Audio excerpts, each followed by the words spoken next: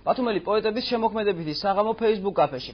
ლირიული ლექსები ახალგაზრდა პოეტმა მირიან მამულაძემ წაიკითხა. საღამოზე მისი შემოქმედების ნაწილი მხოლოდ 24 ლექსი გაჟღერდა, რომელიც სპეციალურად შეირჩა და სტუმრებს მიეძღვნა.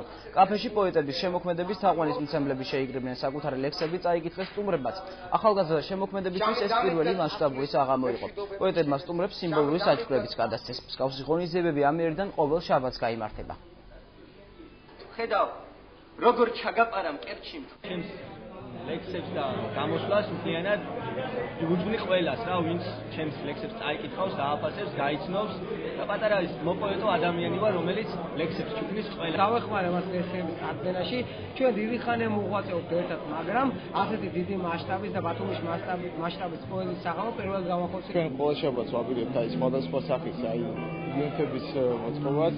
ეს შეიძლება იყოს აი სხვადასხვა ნიდან გამომდინარე სხვადასხვა მუსიკით, სხვადასხვა მუსიკის ესე ვთქვათ, ან სხვადასხვა ხელოვნების ადამიანებით. არა მარტო კითხვისკენ არის ენერგია დასწრება, არამედ წერისკენ. ძალიან ახლო მეგობარია ორივე ჩემთვის, კარგად ვიცნობ და ვაფასებ და მომწონს მათი შემოქმედებას. და ზოგადად ესეთი საღამოები რაც უფრო მეტი იქნება ჩვენს ცხოვრებაში, შევით უფრო კარგი იქნება და უფრო მეტი ხალხი თუ დაესწრება და უფრო დიდი სიხშირით თუ იქნება, მაგას მართლაც არაფერი არ გვაქვს.